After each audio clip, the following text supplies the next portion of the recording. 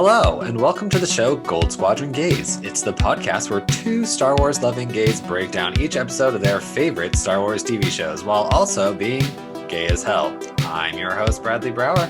I'm your other host, Charles Rogers. Welcome to the podcast that has officially outlived Henry Kissinger, for whom I hope hell exists so he can be burning in it for all eternity. And speaking of things that are burning, we're going to be talking about Darth Vader today. Okay. I rehearsed that segue. I bet you did. For 10 minutes. Oh my god. I was ready to go. With somehow connecting Henry Kissinger burning in hell to what we're currently covering.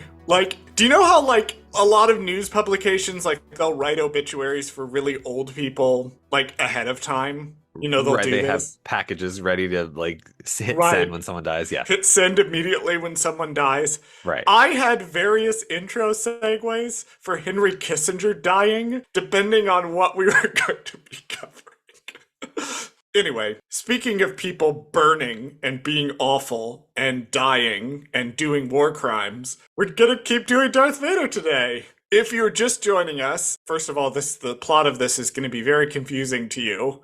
You should probably go back and start with Darth Vader number 1. But if you are just joining us, during the recent SAG-AFTRA strike, to stand in solidarity with the union, we opted not to cover any visual media, instead focusing on books and then trying our hand at comics by reading the 2017 Darth Vader run by Charles Soule, which we are now firmly in the climax of. Today we are going to be covering issues, I practiced this beforehand, so I know I'm not going to fuck this up, 22, 23, and 24. Did I get that right, Bradley? You did get that right. Good job. Thank you. I take personal pride in getting things right. It does happen a lot. But, sometimes it doesn't. That's why we have the Thing Charles Fucked Up segment. Anyway, credits for this series of issues. This one is Fortress Vader parts 4, 5, and 6. This is a 7-part arc. We're covering all the way up to the final episode. There's a little too much in Darth Vader number 25 for us to cover here. So the credits are this one. This block of 3 issues is written by Charles Soule, as they all are. Penciler was Giuseppe Camuncoli, as they all are. The inker for this one. So Daniele Orlandini was the inker for 22, 23, and 24. But Terry Pallett is also listed as the inker for issue 22. As far as the letterer goes, it's Joe Caramagna again. And as far as the colorist, issue number 22 is David Curiel, 23 and 24 is David Curiel and Dono Sanchez Almara. I do also want to mention, we're going to mention one of the cover artists here. I haven't really been mentioning to them because they haven't really been talking about the covers. But when we get to the first cover, I am going to be mentioning who did the cover for issue number 22, I think. So, this week on Darth Vader 2017, Darth Vader teams up with an ancient Sith Lord to constantly screw each other over and try to achieve their own ends. Bradley, what was one thing you liked about this block of the arc and one thing you did not? Okay, so one thing I liked was I love that everything kind of essentially came together. We know who Moment is now. We get his backstory. We get his reasonings for doing things. Everything is pretty much there. I think in this little block, it pretty much does a really good job of explaining all of him and everything that he's about. And obviously the climax will be in 25. But yeah, he's a really interesting character. I love that they included this guy because he's just a freaky dude. And I don't know. I like him. I think he's just a little elf boy that is just a fucking evil little demon twink, and he's great. I love it. And then I don't know. I'm sorry, I can't get over the demon twink, little elf demon twink. Yeah, because he's got pointy little ears, and he's a little blonde twink. I mean, when he's not super evil looking, I mean, he's a little, he's a little twink boy, I guess. So he's just a really cool character, a really complicated character too. And then what I didn't like, ooh, this is hard. I don't know. I don't really have something I didn't like. I'm trying to scan through real quick to see if I really remember anything. But honestly, I thought it was pretty decent. I don't think there's anything that I really was truly was oh, I just would have changed that, or I didn't like that, or it bothered me. So far, I think it was all pretty good. I mean, I thought the pacing was really good with all these issues. I felt like there was a beginning, a middle, and end, really. So I don't know. I don't have anything. I can't think of anything. I mean, maybe you'll remind me of something as we go, but I doubt it because I was real struggling with this one. I have like the nitpickiest of nitpicks. My thing I liked was I love the interplay between Moment and Vader. I think it's really interesting. We think so often about Sith characters as being very samey, that they're kind of iterations of the same character. They're all either Darth Vader lights or Palpatine lights or Asajj Ventress lights or Count Dooku lights or Darth Maul lights. They're trying to play into these characters that we know, even though Asajj Ventress is not a Sith. A lot of the Lady Sith are following her aesthetic, essentially. And I thought it was really interesting that Momin was kind of his own thing, and also that Moment is very obviously a product of a different time, and he's very obviously a product of a different era of the Sith. And his interplay with Vader is very much the clash of the past and the present. I thought that was really neat, and I thought all of their relationships were really dynamic and really interesting. And of course it went exactly where you think it's going to go. But right. even just because a story is predictable doesn't mean it doesn't have inherent value. It's in the execution and it's in what the story is trying to say. So even though we know the butler did it, we guess the butler did it right at the beginning, that doesn't mean the story is not extremely excellent. Minor little nitpick. We kept flashing back to the Mustafarians, which I like. And I'm going to talk about how I like the Mustafarians. I do feel like for characters who were named and seemed to have relationships, I felt like they could have hit harder as a group. Like, we don't really spend that much time with them. We know the basics of what we need to know for why they are attacking and what happens. But I felt like we could have spent just a little more time with them because if you remember last issue, I was like, oh, sick, there's Mustafarians. And then we don't really get to see much about their culture. We don't really get to see much about, like, there's little allusions talking about, like, the firebugs and stuff, but it's not as strong as I felt like it could have been. That was my only real nitpick with these 3 issues. Fair. To be entirely honest. It's not that much to pick from. I mean, it is slim pickings to be like, well, that was just okay, like, so. I mean, the worst I can say about a thing in this comic is that it's okay. Yeah. Like, there's nothing in this comic, unlike a certain book that I recently read, that we're not going to talk about on the podcast because I am not a bad person who just bashes things he didn't like on air. But unlike that, there really is nothing in this arc that I can specifically point to, or really in this entire comic that I can say this was really badly executed. Right. This was really badly handled. Alrighty. Issue number 22. Darth Vader has just fucking killed Rago and is levitating the mask of Momin. He then takes the mask to the creepy Sith cave and has a lovely little conversation with it. There is a long flashback where we find out Lord Momin was this fucking weird little dark side artist who's like creating these horrible pieces of art that got him imprisoned. He got rescued by a Sith lady. He got really mad at her for calling him an apprentice, and so he killed her. Then he tried to build a super weapon, and then he got stopped by the Jedi, and the weapon backfired on him and fried his ass, and all that was left was the mask, but he was in the mask. Somehow we move on. Moment almost convinces Vader to put the mask on, but Vader manages to reject it. Cut to some Mustafarians. They're like, we should investigate what's going on here. So some Mustafarians go to investigate. They see Vader. Vader captures one of them and like puts the mask of Momin on him. Then Momin and Vader have a conversation, and it's sort of revealed that this area being a Force locus is kind of like a door to the dark side, and that Padme Amidala is apparently on the other side of this door. And if they can build the right fortress, they can get her back. Momin is 100% on board with this and is like, oh yeah, I can totally do this fortress for you. We could totally do this.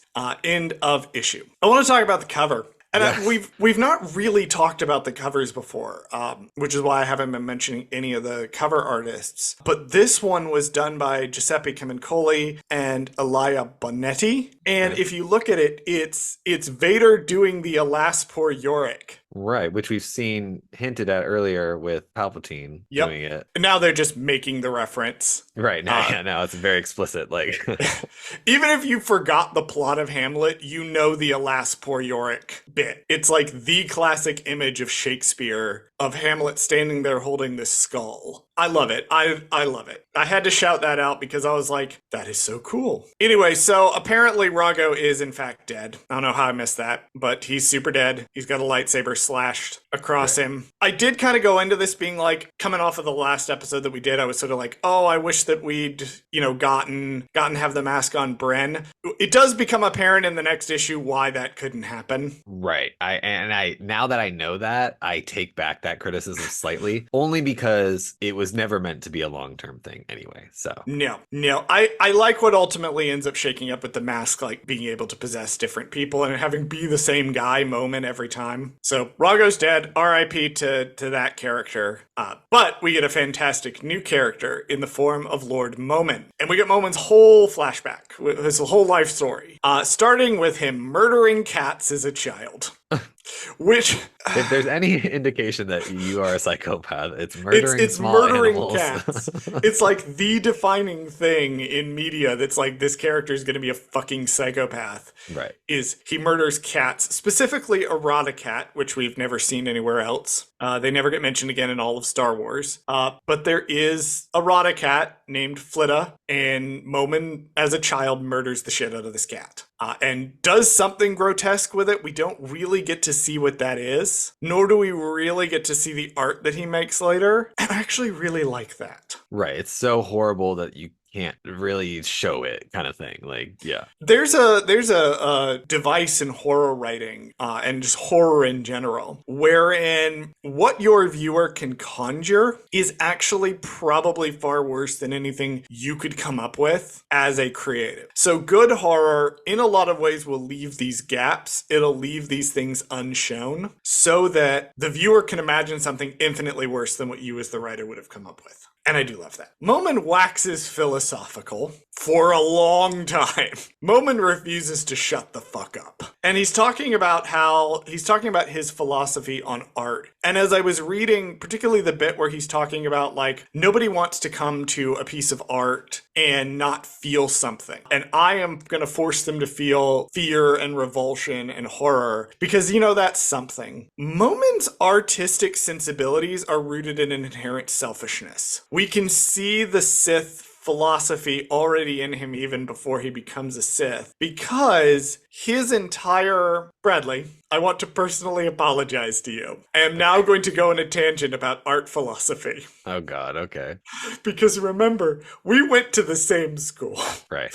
We had to take art classes. My best friend is an artist. I have some thoughts on art. Art, media, etc. is, in my mind, in a lot of ways a conversation between the creative and the viewer. But in a lot of ways too, and this is where Death of the Author comes in, a work has to also stand on its own. So it's this complicated web of a careful balance between viewer, artist, and the work itself. These are the three things that form sort of the triumvirate of art to me. Momin has his finger very firmly pushing down the himself side of the scale. Because if you read between the lines of what he's saying, he doesn't care about the viewer having their own unique experience. He doesn't care about what the art is trying to say. He cares about how he personally can make the viewer feel. It's removing the viewer and, in a lot of ways, the artistic piece itself, because we don't see it, and he doesn't have really any intentionality beyond, I want to make something shocking and horrible. There's no thought behind that beyond that. There's nothing he's trying to say beyond, you are capable of revulsion, which is not a very informed or clever thing to think, but he's so wrapped up in his own mentality about how, he's gonna make something that people are talking about and people like think things about, and the thing is revulsion because I made them feel. It's very I made. So we already see the bones here of where like he's going to eventually become a Sith acolyte. I think that's very interesting, and probably me grossly overanalyzing these particular few panels. I mean, not really though, because I mean, yeah, I mean, really, the way his little talk about what he's saying, I will show them the truth kind of thing. Like I mean, yeah, it's only one or two panels, but I mean, it says a lot, right, in that little bit. Oh yeah, so I'm gonna revise the counter that we've sort of half borrowed from the divas. Ding on the I really find this character interesting counter, but also I hope he fucking dies. Ooh, a little reverse there. Little reverse. I'm subverting their counter. No, speaking as an artist in my own way, I don't do visual art. But speaking as an artist, this type of guy is such a self-important dick that I would hate running into him at a party. I would find him fucking exhausting. I would find him super insufferable. Like, the type that's constantly talking about himself and about his vision and about how he's so clever and about how his thing is like so galaxy brained. And I'm like, shut the fuck up. I'm so tired of this. That's my feeling on this guy. Well, My note's literally saying, I was gonna say you can't run into him at a party because they put him in fucking like a insane asylum or jail or something so that he's not away. let me ask you, because you work in a creative field and also, again, we went to the same school. Have you run into a person like this? Oh, all the time. All the time? Yeah. Mostly directors, but yes. In film, it does tend to be mostly directors. Yeah, it's usually directors that do this. It's also the directors, not to get really shitty for a minute, but I'm going to get really shitty for a minute. It's mostly the directors that also think they're writers. And then you read their script and it's fucking terrible. But they have this artistic vision of what they want this film to be. They're going to be the next Quentin Tarantino. And I'm like, you can't even legally drink yet. You're 19. Shut the fuck up. Well, that was the people that I ran into in college that were doing it. But there's people that still do it, as adults. But yeah, it's exactly that type of person. Anyway, Momin gets imprisoned, correctly in my opinion, and he is busted out by Darth Shaw. There's your lady villain, Bradley. I was gonna say, I mean, behind every psychopathic twink elf, there's a lady villain to support them. I love this.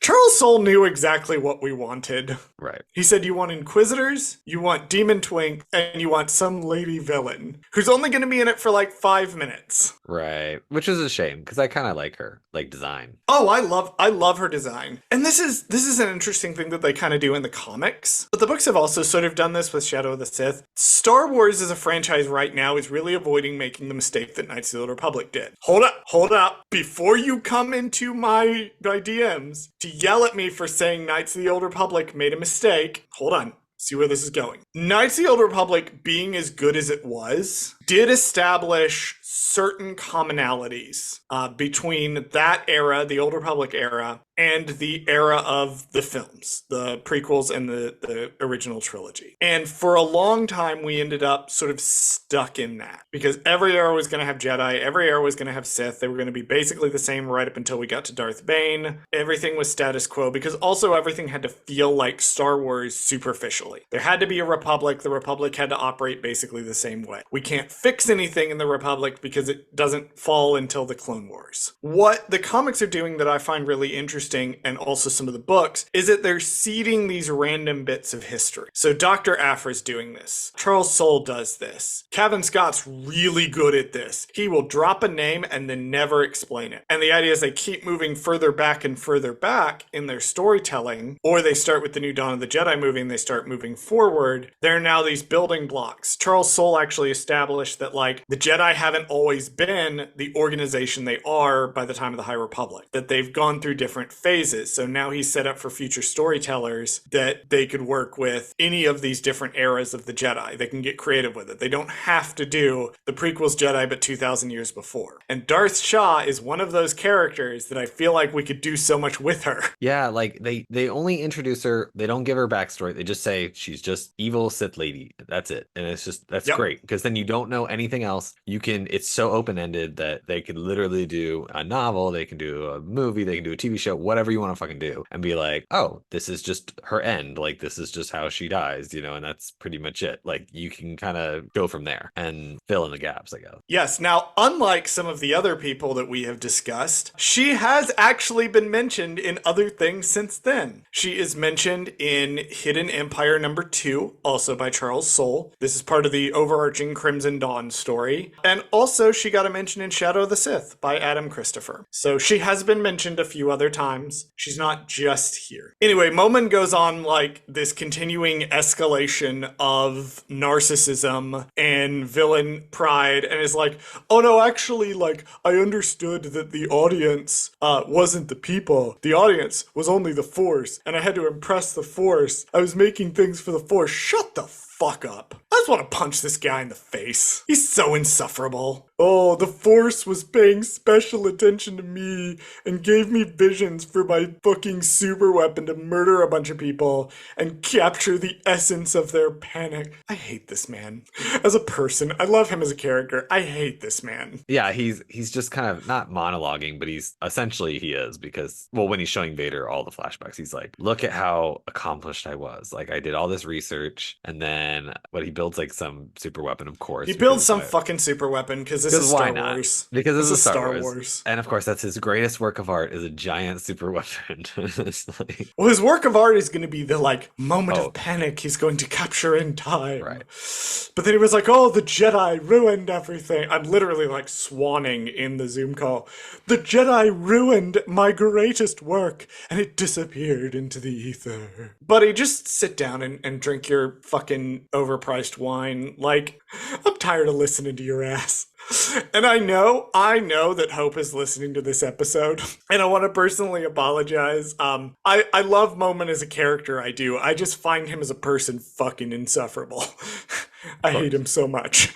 I hate him so much. Anyway, I mentioned the Jedi a second ago. They do show up. We don't know anything about them, but they look cool. Yeah, one looks like Legolas, and then the other one looks like Yondu from Guardians of the Galaxy. Yeah, so let's talk about that, actually. So here's something really interesting about the visual design of these flashbacks. Like, these subtle visual choices that are made in these flashbacks. You identified Momin as like an elf boy. Everything in these flashbacks is meant to invoke an ethereal sense. It is meant to invoke a sense of otherness, a sense of what came before, of some history, some first age of the galaxy that we are only just getting a window into, that is long dead and only the barest wisps of scraps remain. And the way they do this is by subtly putting like elf features into it. So Momin himself has the pointy ears. Additionally, there's a scene where he like mutilates a little creature in his jail cell. That creature kind of looks like a pixie from a distance. And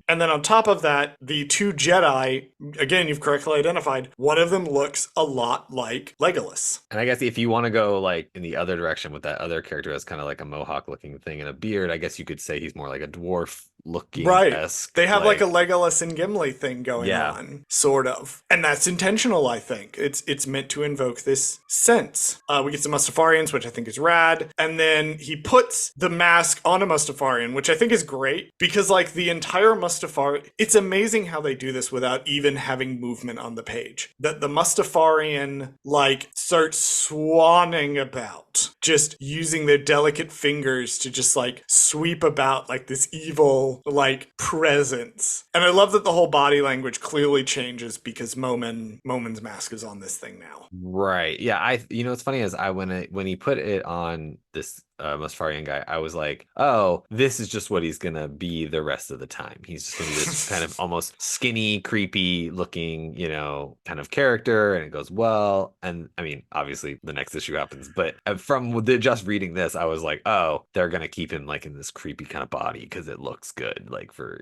what the character is. Nope, they do something much more clever. We find out that the locus in the dark side apparently can function as a door to the dark side. We'll cover that in the next issue. But for now, that is mentioned. Apparently, and here's the thing I like, because this was set up back in the first arc. This was all the way back then when he went to this cave to bleed his kyber crystal. He was like, I sense weird things about the Force here. And right. Remember, he had all those like visions and stuff when he was in this cave. And he's like, no, this cave is such that you can physically open a door into the Force somehow. We don't dwell on this. My last note for this issue, Momin very specifically mentions like the idea of tuning to the Force here. So fun fact, I follow Pablo Hidalgo on Twitter, which if you don't, you should. He's rad. But he pointed out out recently because there's an account that does Star Wars film shot by shot, and they're doing Rogue One, and he will quote tweet and give little facts about the shots. And he said, and I'd never realized this, that the design of the Temple of Kyber on Jeddah and the design of Vader's fortress on Mustafar are both meant to invoke tuning forks. Oh. Like, that's the idea. That makes a lot of sense when you know what they're trying to do. Mm-hmm.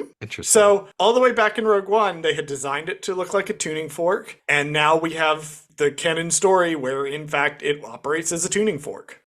Alrighty, issue number 23. Darth Vader and Darth Momin doing the world's most annoying construction project. As they continue to build and rebuild this fortress, Vader keeps murdering all of Momin's host bodies, so he keeps having to get new ones. It is all very funny. They get attacked by lava fleas. Vader manages to help fight them off. They do manage to build the Fortress Vader that we see in the Rogue One film.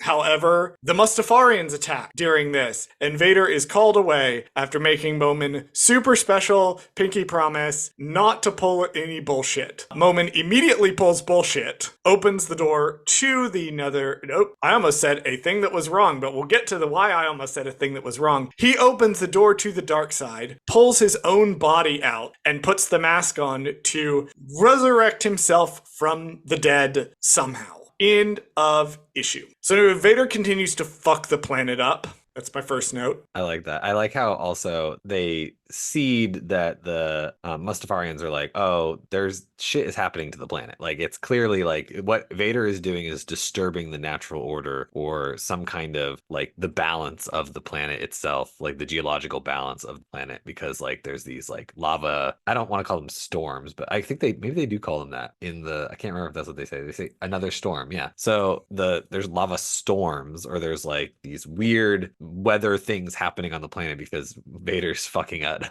It's worth remembering that the dark side is functionally imbalanced.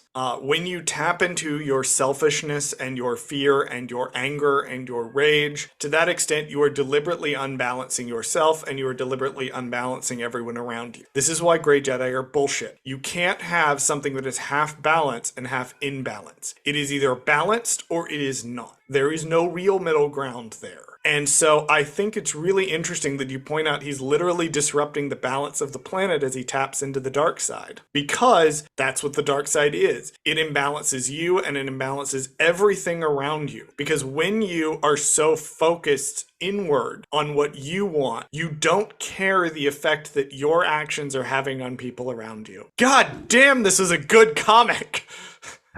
I also love just in general, like as a whole, like the constant like fail. Like, so it's like, oh, this design is perfect, this is gonna be the one, and then literally it's like, no, just kidding, and then he literally gets a new body, and then whenever it's the next one, oh, he gets a new body, oh, whenever it's the next one, he gets a new body. He's so mad every single time. He keeps murdering the moment. It's so funny. Yeah, and if you're just listening to us, if you're not reading these comics, which I highly recommend you do, they're all on the Marvel Unlimited app. You can get it for $9.99 a month. Not a promotion, but you can get literally 8 years of Star Wars comics. They were almost all published by Marvel. And if they were not published by IDW, they were published by Marvel. You can get all of them for $9.99 a month. You can get all of the everything up to 2020 runs, and you can get a whole bunch of the current runs that are about to finish out. But if you're not reading along with us, they're not just testing like designs, like prototypes.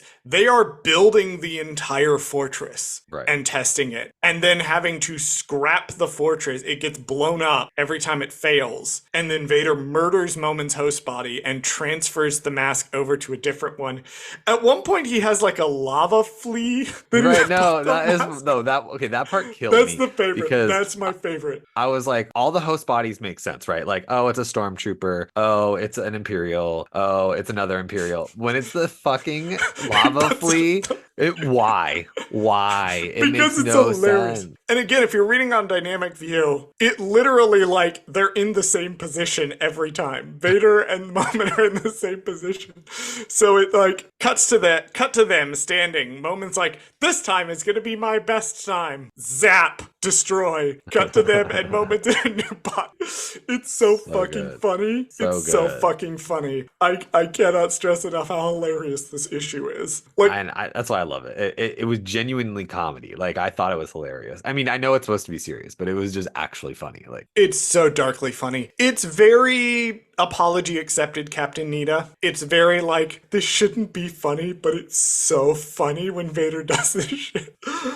Anyway, pause, back up for just a minute before we get to the how many fucking iterations of this thing they have to build. So they're having a conversation sort of about what this place is and like that it's going to be a door to the dark side. And I need to correct myself and my own note because in my notes, I refer to this place they're attempting to do the gateway to as the netherworld of the Force. Now, the netherworld of the Force first is mentioned in media in Revenge of the Sith. As far as I can find in canon media, it's only been mentioned a few places. We've never really seen it. It's in the High Republic. It's in the Rise of Skywalker expanded edition novel. It's sometimes referred to as the Afterlife, but it's only sort of been mentioned. It was first conceived actually in a rough draft for Revenge of the Jedi, Return of the Jedi. that's the old title, Charles. It's the old title. In Legends, it popped up a handful of places, but we don't really know a lot about it. Nowhere seems to identify this as the netherworld of the Force. So, correcting my own notes, this is apparently, at least as far as we know, something completely different. I don't know how the Force works, and frankly, it doesn't need those rules placed on it because that would make it boring, but this is apparently not that, somehow. Maybe this is the Christian hell that Han Solo was talking about in Empire Strikes Back. Oh, right, yeah. The Corellian Hells is what it is, sorry, apparently. Corellian hell, yeah. Corellian Hells. Ugh. I love how Star Wars will throw a line of dialogue in there and then we have to have like a whole bunch of lore to explain why they use this concept. Yeah. And I'm like, Jesus Christ, guys. Anyway, Bradley, did you know how many iterations of this castle they had to build? I think the line is, there will be no 10th is the line. Nine fucking iterations of this castle they have to build. Do you know how much fucking money that they wasted on this? I also want to know, like, did this take place over the course of, like, months, or was this the course of years? Like, we don't know. Like, you know what I mean? Like, for all we know, this could have taken years. Well, you have to imagine he's probably forcing them to build it round the clock. That's true. There's probably he can requisition whatever he wants because he's Darth Vader. That's true. If Darth Vader calls your Star Destroyer and is like, I need you to come down here, I'm using all of your people to build 9 versions of my fucking castle. What are you gonna do? Say no to Darth Vader? Right. Like, and I can see Palpatine going over like the numbers, being like, wait a minute, how many times? Like, how many times? Wait, what is the budget for this? Actually, well, like, we're gonna have to start taxing people a little bit more if we want to keep building this fortress. Well, and that's the thing about empires too, is when you have empires with people who are vain, greedy, petty, deeply flawed people at the top of them, then yeah, they're going to be able to get as much money as they want for their vanity project. And if they bankrupt the empire, that's their fucking problem. That's the people's fucking problem. It's not the emperor's fucking problem. The emperor's doing whatever the emperor wants. He's the emperor. Fuck those people that are paying taxes. Anyway, Momin betrays Vader, obviously, because Vader temporarily forgot that treachery was the way of the Sith and was like, now Momin, I'm going to leave to deal with the lava people invasion, but I need you to extra super special promise that you're not going to immediately betray me. Right. This motherfucker doesn't barely even get out the door before Momin betrays him. Right. I also love how Momin kept like reiterating, he's like, oh yeah, I don't have the Force. I can't use the Force, and I'm just the mask. It doesn't matter what body I'm in. I just can't fucking use the Force. And then it's just like all of a sudden, no, I can open up this gateway. And just explodes everything. Like, yeah, no, like obviously he can. Like, yeah, Vader, buddy. We just had 23 comic issues, 22 Right. and a half comic issues about how y'all are constantly screwing each other over. I don't know how to tell you. I also love when he resurrects himself, he says, "Hello, me," and he's like talking to himself somehow. Like it's like the body is talking to him that he's possessing, but he's talking to himself from the beyond. Like it's a weird, like, how are you doing both kind of thing? I don't know. It's just really hilarious. It's so strange. And it feels like maybe the dark side, like, because he talks a lot about, like, oh, what's beyond the door is what you desire. Like, the dark side will give you, like, what you want, Mm, but you just have to kill a lot of people to do it. right. And even then, it's going to be a twisted version because he gets the body, but then we see in the next issue this does not go well for him. But I don't know. It's a little unclear, and I think deliberately so. But also, it does raise the age-old question of, you know, how would you respond to seeing another version of yourself? Or the gay people version of the question, would you fuck another version of yourself? Right. The eternal question that we are always asking. Don't lie to me if you're a gay person, or even if you're a straight person. Don't lie to me and say you have not at once attempted to seriously think about whether or not you would bang a clone of yourself. I mean, thankfully, we've had this question answered in Loki because, I did not watch Loki season 2. well, no, I'm just joking about like the first season, like Oh how, yes. like, yeah, he Yes. makes out with himself essentially. So I don't know if that happens, but we'll get to it when Marvelous Divas gets to it. I can't be bothered to watch the current there you Marvel go. output. When they get to it, I will watch this season. fair. Issue number 24. Vader is like, well, shit, we have to deal with the Mustafarians that are attacking. The Mustafarians are like, yeah, let's just kill everybody, including our own people, with lava. Vader survives this because the movies have to happen and manages to get himself out of the lava. He rushes back to Fortress Vader to confront Momin. They have a fight. Momin loses. He gets crushed by a large panel, and Vader kills him. Meanwhile, the Mustafarians are rushing up to attack Fortress Vader. They get super close, but Vader opens the dark side doorway, and the entire thing fucking blasts up. Vader enters the dark side doorway. End of issue. Ooh, a little tease for the finale. For the finale. Ooh. Before we do this issue, I want to point out something. I noticed on the cover. I went back and looked at all the cover. I'm trying to go back and look at all the covers for every single issue we've done. I've noticed that the covers on the last 2 issues, so 23 and 24, it says rated T on these issues, and none of the other Darth Vader issues have rated T. Now, maybe I just have a different like cover. I wonder if these it's two random because ones. back in issue 22, we literally saw that cat's guts on the ground. Like, there's gore in these issues. Yeah, but like It's in pretty 22, nasty. it doesn't say rated T, but then like Oh, it that's only weird. shows up in 23. So I don't know if it's just like this cover is just a different, like the one that I'm looking at just randomly has like a rated T like thing. Because also I don't know. the second, yeah, it's so weird. Like only these 2 issues, and then 25 doesn't have it. I just looked. So only 23 and 24 are rated T according to Marvel. So I don't know what the other ratings are, but I just thought that was weird. All right, I'll go ahead and do this now since we've talked about covers twice. In no particular order, other people who have worked on the covers for the Darth Vader series so far are Jim Cheung, Matthew Wilson, Oliver, Olivier Coipel, Giuseppe Camuncoli, Francesco Mattina, and of course, Elia Bonetti, who co-did the covers for the current run that we're doing. Shout out to all those people. They did the various covers that we didn't talk about. My first note is just cool fight. There's a fight, and it's cool. It's just, it is what it is. It's Darth Vader doing his thing, you know? I mean, He's doing his thing. he's doing his thing. He's fighting off an army by himself pretty much. I mean, I love the stormtroopers though. They're like, they want it, like they're getting into it. Like there was one, I can't remember what it was. One of the stormtroopers said like, get some or something. I thought it was so funny. Yeah, they're like, for the Empire, charge, for Vader. And I'm like, oh, okay. No, I mean, this is neat. It's a neat fight. And the way it ends too, with the Mustafarians like sacrificing their own people just to take the Imperials out, Right. which is really messed up, honestly. But we don't have a lot of time to dwell on it. I will say it would have been very easy for Charles Soule to just paint the Mustafarians as like mindless, like denizens of the planet who are just attacking to attack. I will say I did like that he did take the time to establish why they're attacking. They're not just attacking because because Vader is doing his thing on their land, which, to be fair, is a justification in my mind to attack any Imperial forces. However, he does take the time to establish, like, no, he's unbalancing the planet. They are really trying, but they're concerned about their own survival because of what he's doing. And so they have elected to fight back. And frankly, I can't blame them for it. I found it interesting. So Vader propels himself out of the lava and he winds up like on the shore. He literally winds up back where he started. Right. Yeah, he's still, I mean, and what's funny is he's still burning. The suit is saving him because he's wearing the suit, but it's just interesting that he went from, because, you know, fire is like his worst enemy. Like lava is his worst enemy. So it's like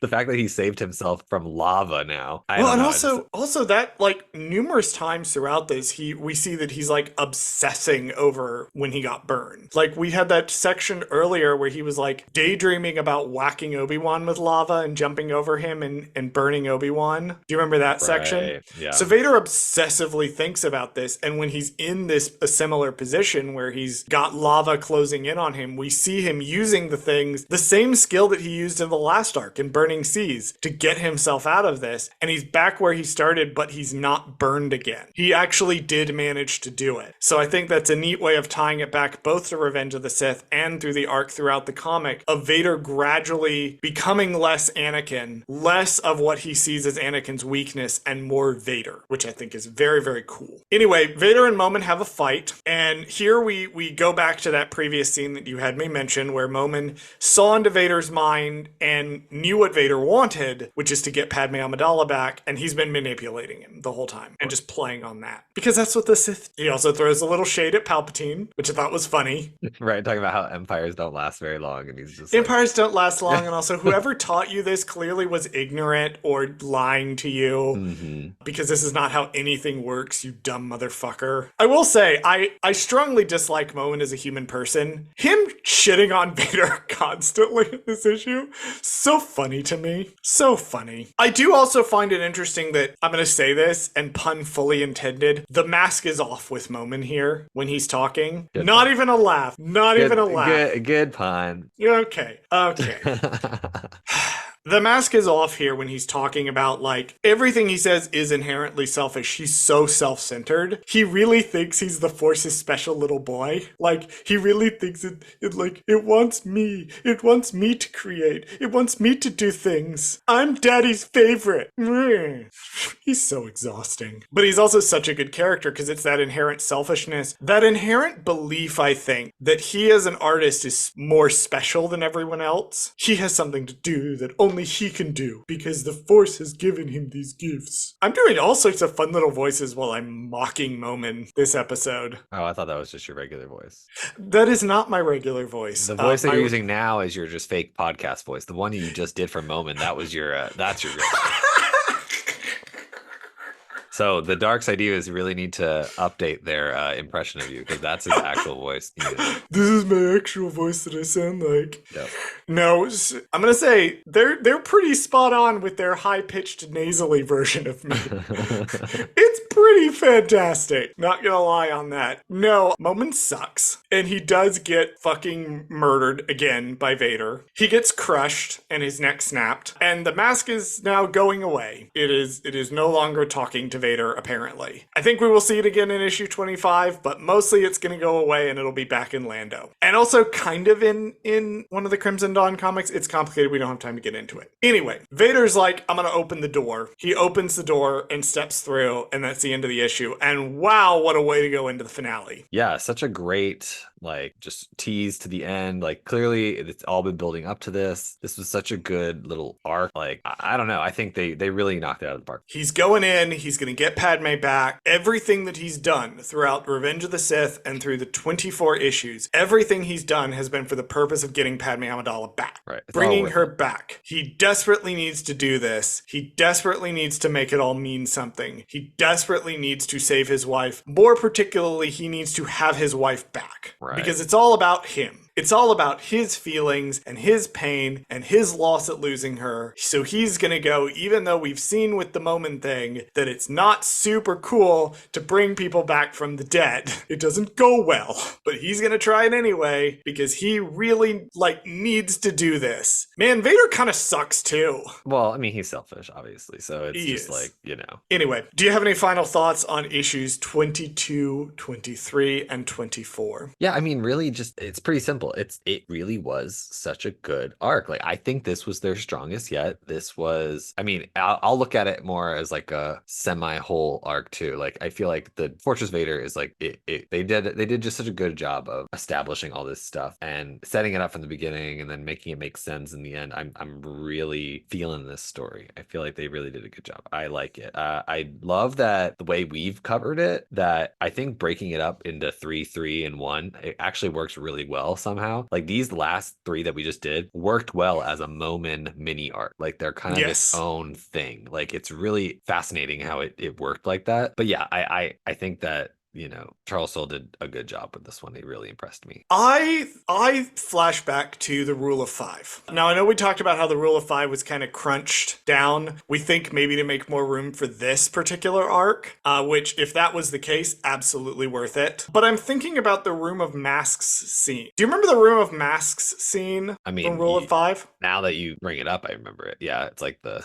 mask club. Mask motifs are so prevalent throughout this entire series. We've seen Momin's mask pop up a couple of times. Vader's mask is a thing. And then also we had the Room of Masks in the Rule of 5. And the idea that when you wear a mask... So I play a lot of Dragon Age, right? It's kind of the thing I talk about the most besides Star Wars. And in Orlesian culture specifically, they wear, a lot of the upper crust nobility will wear masks. They will, particularly to masked balls. And the idea, and I think it's what they're going for with the Room of Masks, and I think it's also what they're going for with Momin. And when he puts the mask on and how he becomes increasingly more unhinged as he's wearing this mask. Masks, rather than hide who you really are, that anonymity lets you be who you really are. And the idea is in Orlesian society, when you're playing the great game, wearing a mask frees you up, even though we know who's under the mask. It frees you up to be a more authentic version of yourself when you have that anonymity. And I think Momin being increasingly shittier as he goes along, as he puts the mask on, and just the whole motif of him wearing the mask, Vader wearing the mask, the people in the Room of Masks wearing the mask. I think it's so interesting to look at his arc and how he's portrayed over these 3 issues,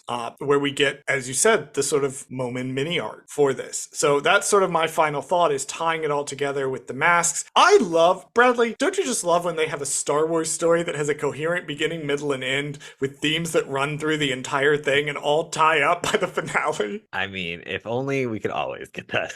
If only we could always get that. Christ. Okay. Where we are going for the rest of the year. Here is the plan. Next week, we are going to be finishing Darth Vader 2017. We're going to be doing issue number 25, and we're going to be doing some discussion on the overall series. After that, one of 2 things is going to happen. I have ordered Bradley to take the last 2 weeks of the year off. That was an order passed down from me to him. He said as equal co-producers on the podcast. But one of 2 things is going to happen. Either we're going to take 2 weeks off as a podcast in order to celebrate the holidays, and I'm working on a half a dozen other things, or I'll record something on the 18th to finish out the year. That might happen. Either way, the 25th, we're definitely taking off. We will be back in the new year, literally on January 1st, with Ahsoka. Yeah, we're finally doing it. We're doing it. Pluggables. For Light and Dice's second season has started. We are well into it, so please go and listen to that if you are not listening to it already. I will also mention this next week, but keep an eye. You notice we mentioned the Dark Side Divas, our friends over there. Keep an eye if you are their patron for a special thing involving some stuff that's coming up that I may or may not be involved with. Bradley, what show should people be watching on Peacock and Bravo lately? It's Married to Medicine, right? We're doing Married to Medicine? Season 10. Married to Medicine Season 10. You could also just watch Temptation Island and Queen's Court See, I You could remember. also watch those There Was No Birth on Peacock too. So there you go. Yeah, you can watch all the There things you that I go. did this year. This episode not sponsored by Peacock. Right. I don't actually think you should get it unless you super like trashy reality shows. Alrighty, roll. I almost said roll credits. Fuck me. Oh God. God, you've got that in my brain now. You've got that in my brain. Roll credits. I fucking hate CinemaSins. I detest those people. I think they're a blight on film criticism, but now you have put that in my head. Fuck you, Bradley. Run the socials. Thank you for listening to Gold Squadron Gaze. Did Charles fuck something up? Send us a message at goldsquadrongaze@gmail.com. Follow us on Twitter at Gold Squad Gaze. Follow us on Instagram and TikTok at Gold Squadron Gaze. Subscribe to us on YouTube at Gold Squadron Gaze, where we post the podcast as well as exclusive content. Please join us next week and every week for more of Gold Squadron Gaze. You ever see those LA like tourist trap photos where they're in that like bank of streetlights? You ever seen these? Yes. Okay, same guy. He did the guy those that mutilated streetlight things? himself on television for shock value made that art installation. Interesting. Yeah, fun fact of the day. That might be our end clip unless we say something particularly vile.